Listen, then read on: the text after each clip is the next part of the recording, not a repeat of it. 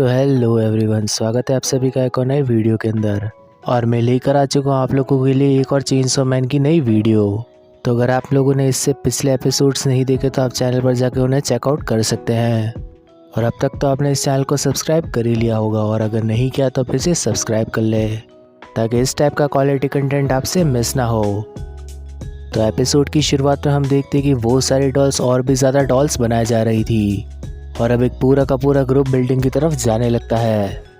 Nakamura focus को समोन करके काफ़ी सारी डॉल्स को रोक रहा है, लेकिन अब तो वो भी काम नहीं कर रहा।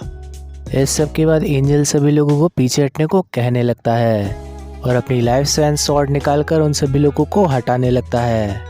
और फिर आके उससे पूछने लगता है कि इसका इस्तेमाल उसने शुरुआत में क्यों नहीं किया। तो वो बताता है कि इस सब के पीछे उसके पर्सनल रीजंस है। इस सब के बाद नाकामुरा इन सभी लोगों को बताता है कि उसने बैकअप के लिए हेडक्वार्टर्स में कॉल कर दिया है और बाकी के डेविल हंटर्स भी यहाँ पर जल्द से जल्द पहुँच जाएंगे। और ये सुनकर कुसाकाबे को शांति मिलती है।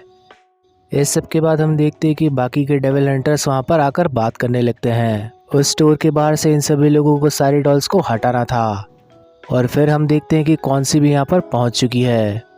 वो बताती कि जो लोग बच जाए उन्हें बचा लो। और इन सभी लोगों को लगने लगता है कि ये शायद सेंटा के साथ है। कौन सी अपनी स्वॉर्ड बाहर निकाल लेती है और डेविल हंटर्स भी इसका सामना करने को तैयार थे। ये सभी लोग अब उसका सामना करने को तैयार थे, लेकिन बड़ी चालाकी के साथ वो वहाँ से गायब हो जाती है। वो काफ़ी स्पीड से डॉल्स की आर्मी को चीरते हुए उस डिपार्टमेंटल स्टोर के अंदर पहुँच जाती है। वो अपनी स्वॉर्ड को भी फेंक देती है क्योंकि वो पूरी तरह से अब बर्बाद हो चुकी है। इस सब के बाद वो अपनी बाकी की दोनों स्वॉर्ड्स निकाल लेती है।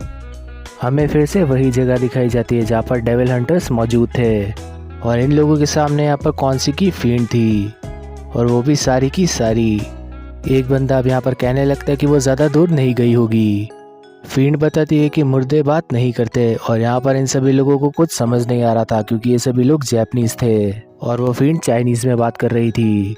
एक डेविल हंटर बताता है कि उन्हें यहाँ पर अपने डेविल का यूज़ करना चाहिए, लेकिन तभी उन सभी के वहाँ पर सर कट जाते हैं। और सिर्फ डेविल हंटर्स ही नहीं बल्कि कौन सी जहाँ से गुजरी थी उन सभी लोगों का सर कट चुका था, यानी कि सारी डॉल्स का भी। हमें डिपार्टमेंट स्टोर के अंदर का सीन दिखाया जाता है जहाँ पर भी सारी डॉल्स कट चुकी थी। आकी एंजल को आने वाले खतरे के बारे में बताने लगता है, और तभी वहाँ पर एक स्वॉर्ड आ जाती है जो कि नाकामुरा का गला काट देती है। एंजल किसी तरह से आकी को बचाने में कामयाब हो जाता है। कौन सी वहाँ पर पहुँच चुकी थी, और अब हमें दिखाया जाता है कि बाहर की तरफ सारी डॉल्स को उसकी फील्ड चकनाचूर कर रही थी। इस सब के बाद हम देखते हैं कि उस जगह पर किशिबी भी पहुँच चुका है। वो कहता है कि ये फील्ड आखिर कौन सी से अलग हो ही गई। इस सब के बाद वो वॉयलेंस को कहता है कि डिपार्टमेंटल स्टोर के अंदर जाकर डॉल्स को मार दे, और वो बताता है कि वो इन सभी फील्ड्स को अकेला ही संभाल लेगा। अभी उन्हीं सारी फील्ड्स के अंदर से एक फील्ड यहाँ पर किशिबी के सारे कॉन्ट्रैक्ट्स देख लेती है, और इनमें थे क्लॉ, नाइफ और नीडल। ये देखने के बाद वो किशिबी का मजाक उड़ाने लगते हैं और बताते हैं कि इस बुढ़ाओ के पास डेविल को देने के लिए अब कुछ बचा भी है। इस सब के बाद वो फिर से हंसने लगते हैं। फिर सीन शिफ्ट हो जाता है और हमें दिखाया जाता है कि आकी, एंजल और पावर की हालत यहाँ पर काफ़ी ज़्यादा बुरी हो चुकी थी, और उनसे लड़ाई करते समय कौन सी की दोनों तलवारें भी टूट चुकी थी।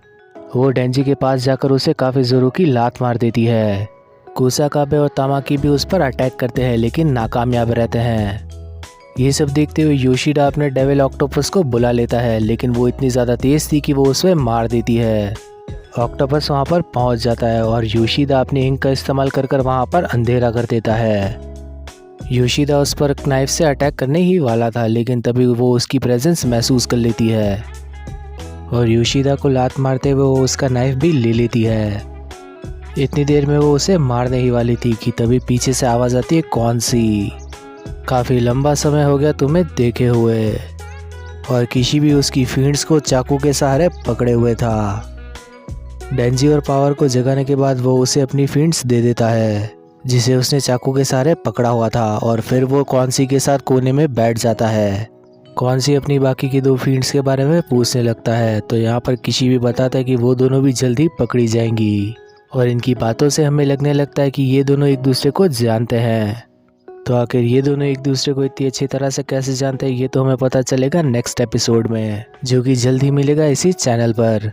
तो चैनल को सब्सक्राइब करने के बाद नोटिफिकेशन बेल को ऑन कर लेना ताकि वो वीडियो आपसे मिस ना हो, और इस वीडियो को भी लाइक कर देना ताकि मैं आप लोगों के लिए इसी टाइप का क्वालिटी कंटेंट लाता रहूं। तो थैंक यू एवरीवन, अब मिलेंगे नेक्स्ट वीडियो के अंदर, तब तक के लिए बाय।